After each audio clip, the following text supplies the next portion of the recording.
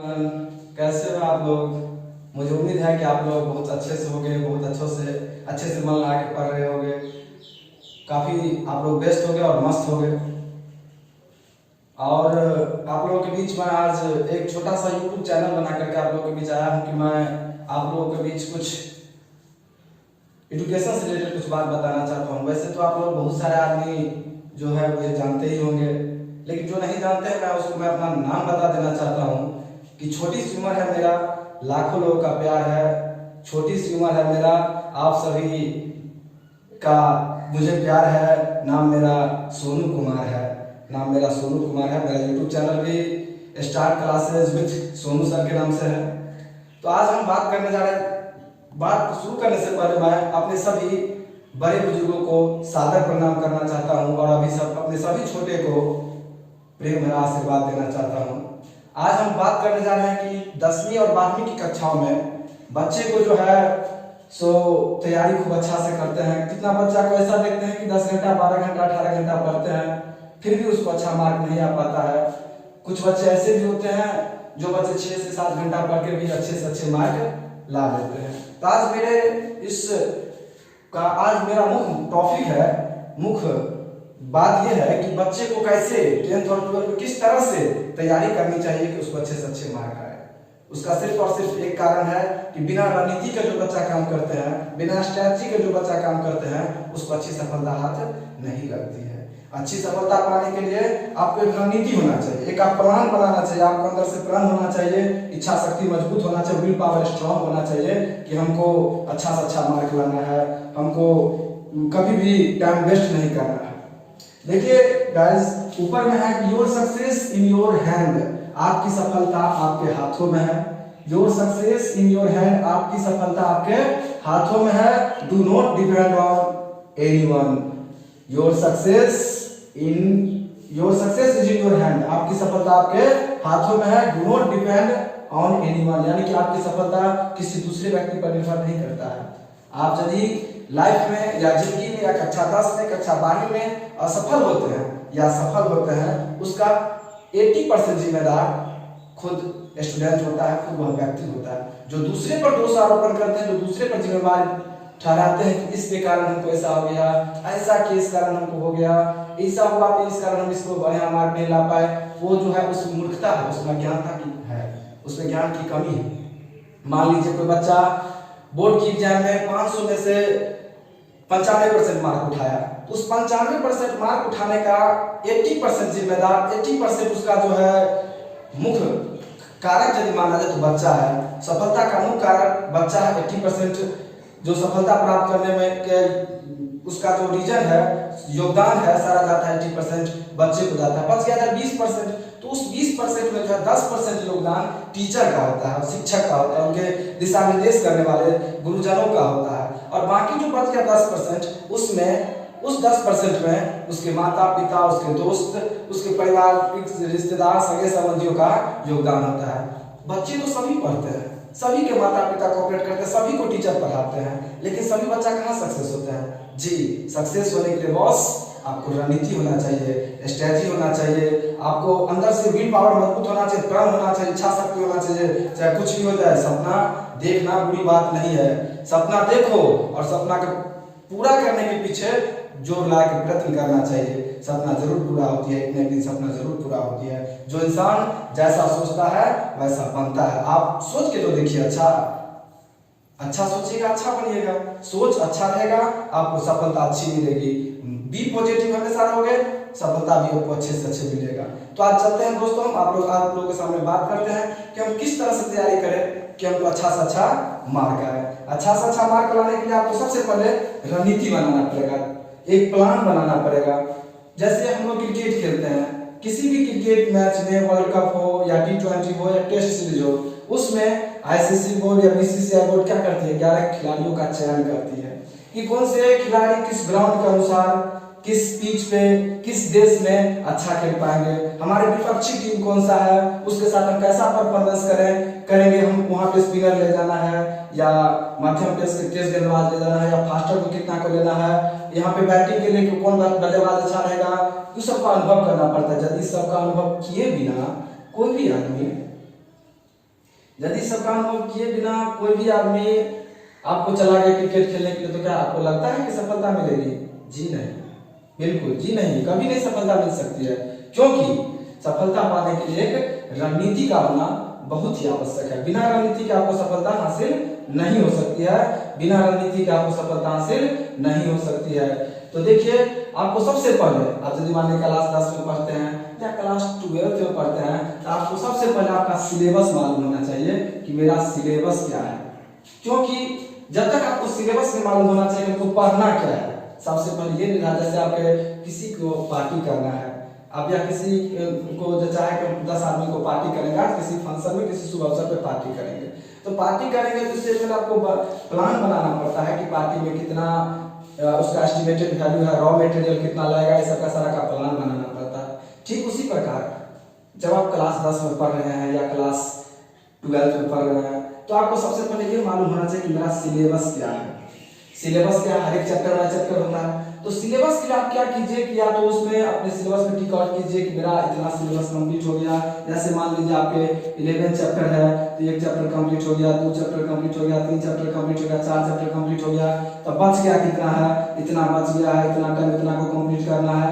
ये आपका प्लानिंग और रणनीति होना चाहिए।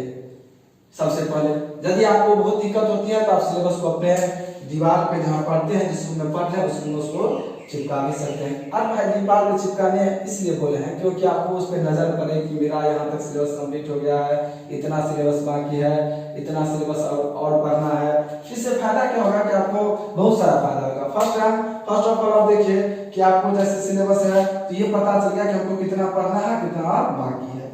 दूसरा चीज है, टीचर तो सभी को पढ़ाते हैं, जितने बच्चे होते हैं सभी को पढ़ाते हैं। उसमें से कुछ बच्चे ऐसे भी होते हैं जो बिहार में टॉप करते हैं, अच्छे मार्क लाते हैं। जी, उसके पीछे कारण होता है, बहुत सारे बच्चे अपना उसका अलग सा नोट्स होता है। आप देखते हैं दूसरा पॉइंट पर, पहला पॉइंट है कि सबसे पहले आपको अपना सिलेबस निर्धारित करना चाहिए कि हमको पढ़ना क्या है। जैसे मान लीजिए यहाँ पे 11 चैप्टर है किसी बुक में, इस 11 चैप्टर में से कितना चैप्टर हो गया है, कितना चैप्टर बाकी है, क्या पढ़ना है, क्या छोड़ना है।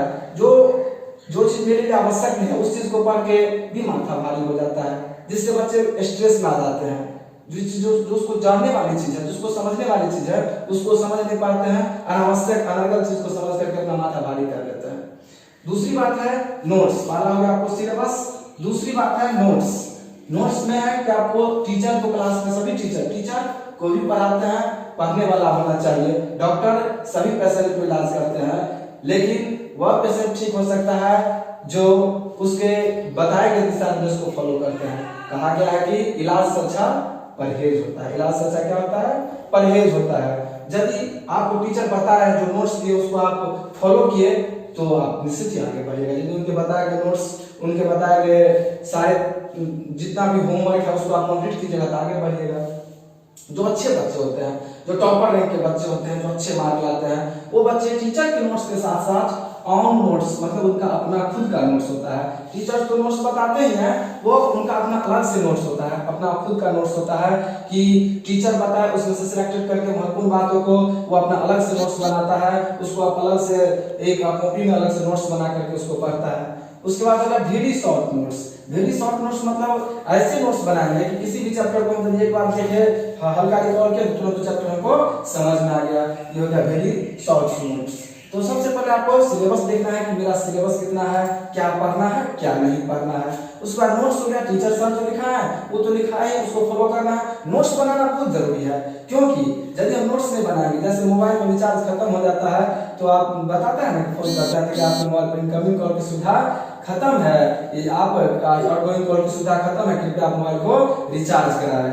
तो उसी तरह से यदि आपका नोट्स कंप्लीट नहीं रहेगा, सर तो बता दिए क्लास में, लेकिन आपको यदि सर बता दिए कुछ दिन के बाद आप उस चीज को भूल गए, तो आपके पास नोट्स रहेगा, उस नोट्स से आप एक बार देख लीजिएगा तो तुरंत रिकॉल हो जाएगा। ठीक वैसे ही तो सर का तो नोट्स तो होगा ही, उसको फिर आप मॉडिफाई करके आप अपना अलग से नोट्स बनाइए। सर का नोट्स भी कंप्लीट है, अपना नोट्स बनाइए, उसको आप साथ साथ एक शॉर्ट नोट्स बनाइए। ठीक, सबसे पहली बात होगी आपका सिलेबस। सिलेबस के बाद आपका नोट्स कितना बना लीजिए। उसके बाद आपका क्वेश्चन बैंक, चैप्टर वाइज। ये क्वेश्चन बैंक नहीं कि प्रीवियस ईयर क्वेश्चन बैंक बने, चैप्टर वाइज। यदि आप चैप्टर वाइज यदि आप क्वेश्चन बैंक बनाते हैं तो आपको बहुत फायदा होगा। फायदा क्या होगा कि उस चैप्टर पर आपको पूरा फुल फ्लेज कमांड हो जाएगा कि हमको ये चैप्टर अब बढ़िया से आने लगा। उसका आजकल ऑब्जेक्टिव एग्जाम होने लगा, जब बहुत संख्या में ऑब्जेक्टिव बढ़ गया है, जिससे क्या होगा चैप्टर वाइज ऑब्जेक्टिव बनाने से आपको चैप्टर पूरा पकड़ होगा। चलिए तीसरा आ गया। चौथा पॉइंट है कि आपको रिवीजन प्लान, ये सबसे हमारे अनुसार से सबसे महत्वपूर्ण प्लान है कि revision plan to all subject. यदि आप किसी भी चीज को सीख लेते हैं, कहा गया है, हम लोगों के पूरे बुजुर्ग कहते थे, कहावत भी है कि अभ्यास से विद्या की रक्षा होती है। कोई भी आदमी यदि किसी भी चीज को आप अभ्यास कीजिएगा तो उसमें आप पारंगत हो जाइएगा। एक छोटा सा मैं कहानी बताना चाहता हूँ कि एक राजकुमार का बेटा था, वो तीर चलाने में काफी धनुधर था, महारथी था। वो अपने मोहल्ले में, अपने समाज में कहता था कि मेरे जैसा धनुधर कोई नहीं हो सकता, मेरे जैसा निशानेबाज कोई नहीं हो सकता है। वह बहुत चुनौतीपूर्ण ढंग से कह रहा था कि मेरे जैसा निशानेबाज कोई नहीं हो सकता है। संयोग से उस होकर के एक बनिया का बेटा जा रहा था। उस बनिया के बेटा को रहा नहीं गया। वो कहा कि सरकार, महाराज, राजा साहब, ऐसी बात नहीं है कि आप ही निशानेबाज है, आपसे भी बड़े बड़े निशानेबाज है। तो बोला नहीं, इस एरिया में, इस इलाका में, मेरे राज्य में, मेरे साम्राज्य में मुझसे बड़ा निशानेबाज कोई नहीं है। तो बोला ठीक है, तुम बोलो किस पे निशाना मारना है, बोलो दिखाओ उस पर निशाना मारना है, इस पे मारना है, तुरंत मार दे। ठीक है। तो बनिया का पुत्र बोला ठीक है राजा साहब, आप मान गए कि बहुत बड़े निशानेबाज है, आप देखो गेना लाइए और एक भरा हुआ गिरा तो मान जाएंगे कि आप बहुत बड़े निशानेबाज हैं। ठीक, समझ गए? तो बहुत बड़े निशानेबाज है। तो उसके बाद क्या हुआ, वो वैसा ही हुआ जैसा बोले बनिया पुत्र। तो उन्होंने लाया, उसको ढालना शुरू किया। राजा का पुत्र जब ढालने शुरू किया तो उनसे पूरा का पूरा अच्छा से नहीं ढाल पाया, उससे बहुत सारा तेल वेस्ट हो गया, नीचे गिर गया। तब बनिया के पुत्र ने साबित कर दिया कि मैंने साबित कर दिया राजा साहब कि आप जो है बहुत बड़े निशानेबाज नहीं है, आपसे भी बड़े बड़े निशानेबाज हैं। तब उन्होंने फिर से बनिया पुत्र उसको ढा के दिखाया, जिससे उसे एक बूंद भी तेल नहीं गिरा नीचे। इससे साबित हो गया कि निशानेबाज इस संसार में जो है ज्ञान की एक पर एक ज्ञानी आदमी है। जो आदमी कहता है थोड़ा ज्ञान लेकर के कि मुझ जैसा ज्ञानी नहीं है, हम ये जानते हैं, हम वो जानते हैं। भाई न्यूटन, आइंस्टीन जैसे विद्वान सब एक समुद्र, वो उदाहरण दिए थे कि समुद्र में जो बालू कंकर का छोटा सा ढेरी होता है, उस समान मुझे ज्ञान प्राप्त हुआ है। ज्ञान अथाह है, लोग मरते तब का ज्ञान प्राप्त करता है। ज्ञान कभी भी किसी को पूर्ण नहीं हुआ। मैं पूरे आशा और विश्वास के साथ कहना चाहता हूँ, संसार में, इस विश्व में ऐसा कोई भी व्यक्ति नहीं है जो पूर्ण रूपेण ज्ञानी हो गया है। आदमी मरते दम तक ज्ञान प्राप्त करता है। इसलिए मेरे प्यारे दोस्तों, कभी भी अपने आप को ये मत समझो कि मैं बहुत बड़ा ज्ञानी हूँ, मुझे बहुत कुछ आता है। जिस दिन आप में ये चीज आ गया कि मैं बहुत बड़ा ज्ञानी हूँ, मुझे बहुत कुछ आता है, मेरे जैसा कोई नहीं है, हम क्या, हम तो आपको जो है वहाँ पे घमंड हो गया। जहाँ घमंड है वहाँ ज्ञान नहीं है, और जहाँ ज्ञान है वहाँ घमंड नहीं है। जो सच में ज्ञानी व्यक्ति होता है उस पर घमंड नहीं होता है, तो पता ही नहीं चलेगा कि बहुत बड़े ज्ञानी है। लेकिन यदि आपको कोई बोलता है हमारा सब कोनो चैप्टर से तो सवाल पूछ ले, बना हम करा कतो सब कुछ हमरा उधर भय दे बना, आप वहीं पे समझ जाइए कि उस व्यक्ति को ज्ञान ज्यादा नहीं है, उसको ज्यादा नहीं आता है। क्योंकि आपको फिर इसका उदाहरण देकर के बताते हैं। आप लोग बाल्टी में पानी जब भरा रहता है तो उस बाल्टी का पानी छिलकता कभी नहीं है, बस वो एकदम देखिएगा प्रयोग करके नहीं होता है। एक बाल्टी पानी ले लीजिएगा, 500 मीटर एक फुल पूरा भरा हुआ बाल्टी पानी लेके जाइएगा और 500 मीटर आधा बाल्टी पानी लेकर के जाइएगा। आपको दोनों में डिफरेंस, दोनों में अंतर पता चल जाएगा कि भरा हुआ बाल्टी का पानी कभी नहीं छिलकेगा और जो आधा बाल्टी पानी है वो हमेशा छिलकता है। इसीलिए पढ़ाई की दुनिया में या किसी भी दुनिया में आगे बढ़ने के लिए जब आपको घमंड आ जाएगा तो आपको दूसरे के प्रति प्यार की भावना नहीं रहेगा, आपको ज्ञान ग्रहण करने की भावना नहीं रहेगा, आपको नफरत की भावना पैदा हो जाएगा। आपको लगेगा कि जो हो सो मैं ही हूँ, ऐसा कभी नहीं होना चाहिए। इसीलिए हम आप चलते हैं इधर कम बैक टू पेविलियन अपने पॉइंट पर कि सबसे पहले हम लोग सिलेबस देखे, उसके बाद नोट्स देखे, टीचर नोट्स, उसके बाद टीचर नोट्स जितना सिलेबस कंप्लीट हो गया उसके बाद क्वेश्चन बैंक से उसका चैप्टर वाइज रिवीजन के, चैप्टर वाइज उसका ऑब्जेक्टिव बना करके या सब्जेक्टिव बना करके देखेंगे। उसके बाद बात आता है कि revision plan to all subject. ये बहुत ही महत्वपूर्ण पॉइंट है, revision plan to all subject. मान लीजिए सपोज दैट कि हम पहला चैप्टर पढ़ लिए मैथ का या साइंस का, दूसरा चैप्टर पढ़ लिए, तीसरा चैप्टर पढ़ लिए तो हम लोगों को प्लान होना चाहिए कि पहला चैप्टर कंप्लीट हो गया तो दूसरा चैप्टर में चले गए सर, तो पहला चैप्टर का रिवीजन हमको कंप्लीट करके रखना है, दूसरा चैप्टर बनाने से पहले, शुरू करने से पहले। जब सब तीसरा चैप्टर बनाना शुरू करेंगे, चालू कर दिए हैं बनाना, बता रहे हैं, तो हमको पहला और दूसरा चैप्टर का रिवीजन करना चाहिए, तब तीसरा चैप्टर बनाएंगे। ठीक, तो फिर तीसरा चैप्टर चालू हुआ तो हमको पहला दूसरा तीसरा चैप्टर का रिवीजन कर देना चाहिए, तब चौथा चैप्टर चालू होगा, तब जब पांचवा चैप्टर चालू होगा तो फिर से हमको पहला दूसरा तीसरा चौथा पांचवा का रिवीजन कर लेना है। फिर जब छठा चैप्टर चालू हुआ तो फिर से हमको पहला दूसरा तीसरा चौथा पांचवा छठा का रिवीजन कर लेना है। फिर सातवां चैप्टर शुरू हुआ तो हमको फिर से पहला दूसरा तीसरा चौथा पांचवा छठा सातवां। आप जरा सोचो मेरे भाई, मेरे दोस्त, मेरी बहन समझो कि जब हम इस तरीका से रिवीजन करेंगे तो आसान है, तुम विश्वास के साथ कहता हूं कि आपको जब एक दिन ऐसा आएगा कि लगेगा कि पहला चैप्टर आपको एकदम इजी लगेगा, इतना इजी लगेगा कि इसका जवाब नहीं है। जिस दिन आप 8वां चैप्टर पर जाएंगे दूसरा चैप्टर आसान लगेगा। मतलब देखिए आप समझ लीजिए, मान लीजिए सपोज दैट कि 10 चैप्टर हमको पढ़ना है, 10 चैप्टर है मेरे सिलेबस में, पहला चैप्टर कंप्लीट हुआ, दूसरा चैप्टर में आए, दूसरा चैप्टर में जब आए तो हम पीछे पहला का रिवीजन किए, फिर तीसरा चैप्टर में गए तो हम पहला दूसरा का रिवीजन करेंगे, चौथा चैप्टर में गए तो फिर पहला दूसरा तीसरा चौथा का रिवीजन किए, फिर पांचवा चैप्टर में गए तो इधर फिर से पूरा का रिवीजन करेंगे, पहला दूसरा तीसरा चौथा पांचवा। छठा चैप्टर में गए फिर से रिवीजन करेंगे, पहला दूसरा तीसरा चौथा पांचवा छठा। यदि मान लो 7वां चैप्टर में गए, इस तरह से आप देख लीजिए कि ऐसा आएगा आपके सिलेबस इतना आसान हो जाएगा, इतना आसान हो जाएगा कि लगेगा ही नहीं कुछ नहीं है। इस तरीका से आप तैयारी करेंगे तो बहुत इजी बुझाएगा, बहुत इजी लगेगा, आपका तैयारी काफी मजबूत हो जाएगा। आप कहीं भी परीक्षा हो, कितना भी बड़ी विकट स्थिति में परीक्षा हो, कितना भी अच्छा टाइट परीक्षा हो, कुछ भी हो, आप परीक्षा टाइम डिप्रेस में नहीं आइएगा।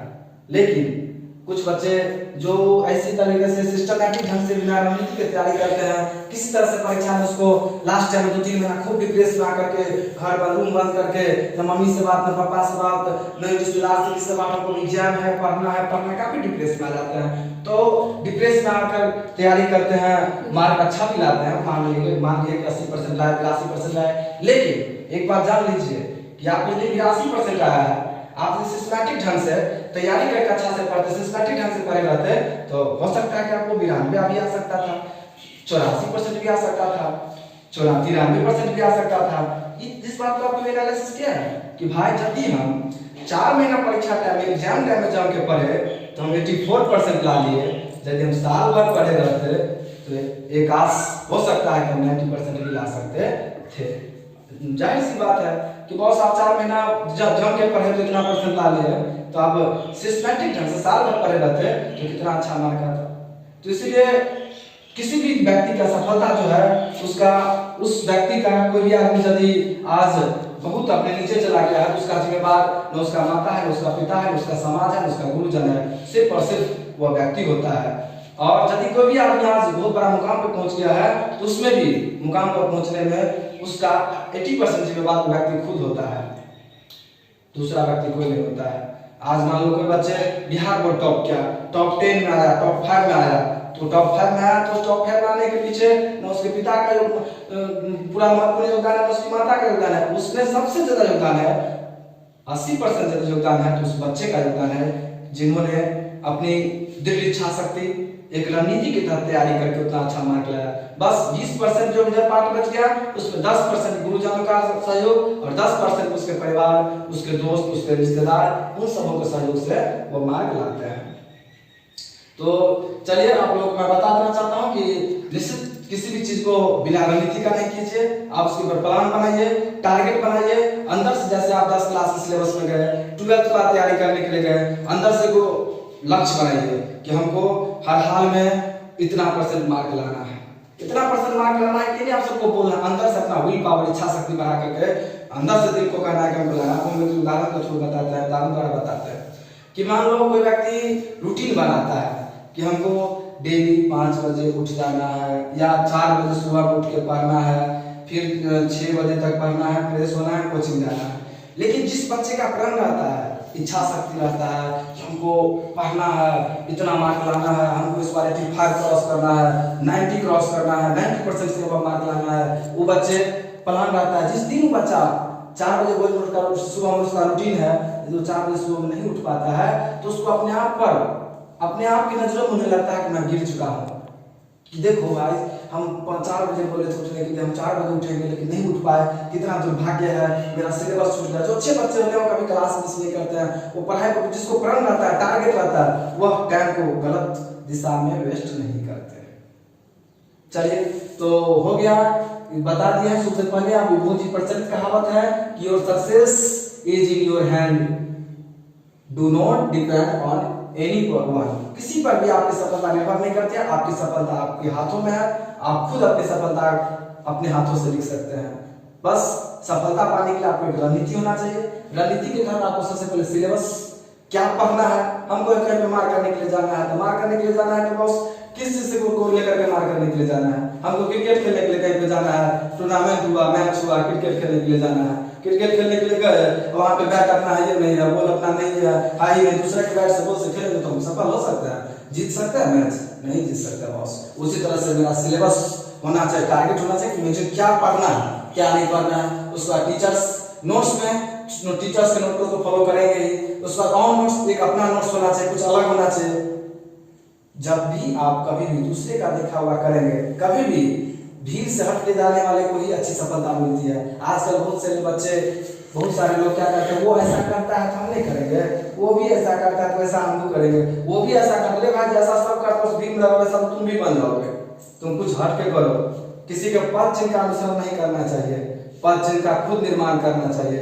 जाओ जो जिसके कारण एक दिन ऐसा हो कि आपके पद चिन्हों का दूसरा आदमी अनुसरण करे।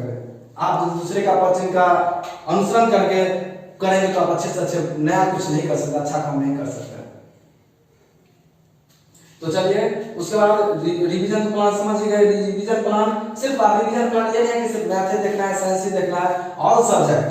यदि आपका ऑल सब्जेक्ट पर पकड़ अच्छी से अच्छी सफलता पाने के लिए सभी सब्जेक्टों को पकड़ के होना बहुत जरूरी है। आप एक दो सब्जेक्ट में 10 बढ़ के अच्छे से अच्छे मार्क ला लिए, ये जरूरी नहीं है कि आपको अच्छी से अच्छी सफलता मिल जाएगी। मान लो कोई बच्चे बहुत तेज है, बहुत ब्रिलियंट है, तो मैथ में वो बच्चा ला लिया, ठीक है 98 नंबर, साइंस में ला लिया उसका मान लीजिए 92 नंबर, ठीक।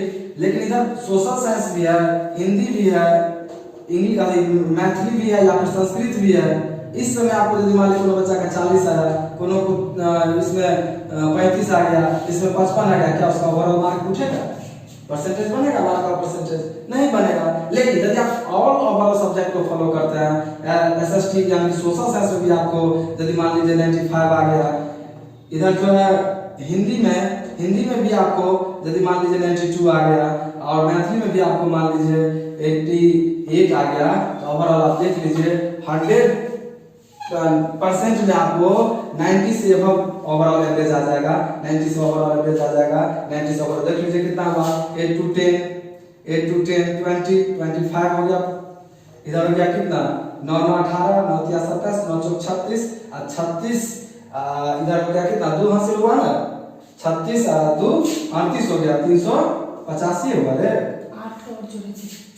8 2 10 10 8 18 2 20 5 25 के 5 हासिल 2 9 9 18 9 3 27 9 4 36 और 36 और 10 46 हो गया। देखो कितना हो गया 465 हो गया। तो 465 हो गया तो कितना परसेंट हो गया, कितना परसेंट हुआ 465? देखो 5 से देंगे डिवाइड करेंगे, 5 8 40 5 9 45 कितना हो गया 1 5 5 या 15 493% उसको मार्क हो गया। 100 में उसको ओवरऑल में कितना परसेंट आ गया 93% मार्क आ गया। इसीलिए सभी सब्जेक्ट को टेकअप करना पड़ता है। यानी एक दूसरे सब्जेक्ट पर पकड़ हो गया। जो अच्छे बच्चे होते हैं, देखिए मेरे भाई मेरे मित्रों कि पढ़ता तो सभी बच्चा है। बिहार बोर्ड में 10th का एग्जाम या 12th का 10th का एग्जाम लगभग हर एक वर्ष 15 लाख बच्चा एवरेज बच्चा देता है। उससे 12th का भी एग्जाम भी लगभग 14 लाख 13 लाख 14 लाख बच्चा देता है। लेकिन उस 13 लाख 14 लाख बच्चा आप कभी सोचे हैं कि टॉप 10 में जो बच्चा आता है क्या वो अलग से पहले से बेताज बादशाह रहता है, जब से बेताज बादशाह रहता है? नहीं बॉस, उसका अलग रणनीति होता है, उसका अलग प्लान होता है, उसका अलग दृढ़ इच्छा शक्ति होता है। मुझे कुछ करना है, मुझे कुछ पाना है, मुझे कुछ दिखाना है समाज में, मैं अच्छा बनूं, मैं नाम कमाऊं। जानते हैं कोई भी बच्चा 10th क्लास में बढ़िया मार्क्स से पास करता है, बिहार को टॉप कर गया, बिहार को टॉप 10 में उसका नाम आ गया, तो जानते हैं हम लोग के समाज में क्या बोलते हैं, अरे फलाना के बेटा के बड़ नंबर लिया सुने छली रहो बिहार को टॉप करके सुने छोका पेपरों में सब पेपर में नाम आल छले दैनिक जागरण में प्रभात खबर में बड़ बात सब को नाम ले छलो के छी फलाना के बेटा ओ ओकर पोता रहो तो हां देखिए कितना नाम हुआ उसके पिताजी का नाम हुआ उसके माताजी का नाम हुआ उसके बाबा जी का नाम उसके और फादर का नाम हुआ सबसे बेसी ज्यादा नाम होगा किसका होगा नाम उस बच्चा का नाम होता है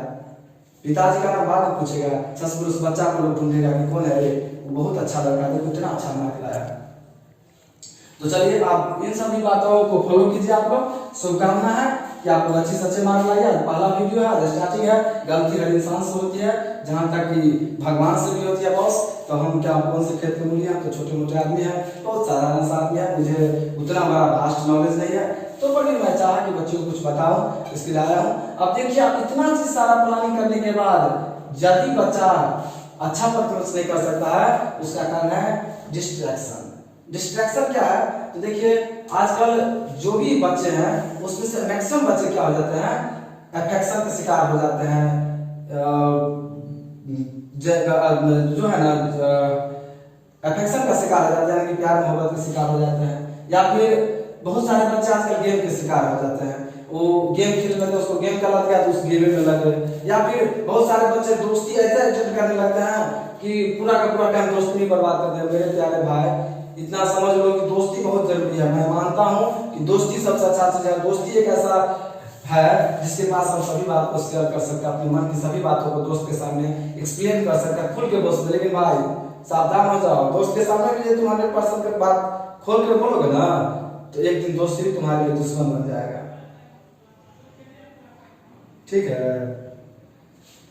तो हम ये नहीं कहते कि दोस्ती आप नहीं कीजिए मैं तो सब दिन से बोलता हूँ मैं जो मुझे जानते होंगे समझते होंगे कि मैं कहता हूँ हर एक काम कीजिए लेकिन आपका एक लक्ष्य आप मैं नहीं कहता हूँ कि गेम नहीं खेलिए गेम भी खेलिए लेकिन आप एक बार यदि गेम में हार गया आपका आदमी मर गया या आजकल पबजी गेम बच्चे लोग बहुत ज्यादा सुनते हैं नाम खेलता है एक बार आप हार गए तो आपको जीत लगा नहीं बॉस आपका टाइम फिक्स है कितना 1 घंटा आधा घंटा हम गेम खेलेंगे उस गेम के दौरान हार देते हो जीत देते हो गेम को छोड़ आजकल बहुत सारे बच्चे फेसबुक पर सब पर लाइक बढ़ाने के लिए कमेंट बढ़ाने के लिए बहुत मेहनत करते हैं भाई सब पॉलिटिकल अड्डा है जंक्शन है पॉलिटिकल पार्टी किसी को देखा आज तक कि दूसरे के बारे में किसी के बारे में तारीफ करता है सब दूसरे का बुराई करता है उस यदि मान लो तुम्हारा लाइक बहुत ज्यादा बढ़ गया कमेंट ज्यादा बढ़ गया तो उससे क्या आप लोग जीत मिलेगा उससे क्या हो जाएगा कुछ नहीं होगा जीवन में सफल हो जाओ बॉस बहुत कुछ मिलेगा अफेक्शन करता है कि हमको फलाना के लड़की से प्यार हो गया लड़का कहता है हमको फलाना के लड़का से प्यार हो गया बॉस तुम अच्छा से पढ़ के देखो ना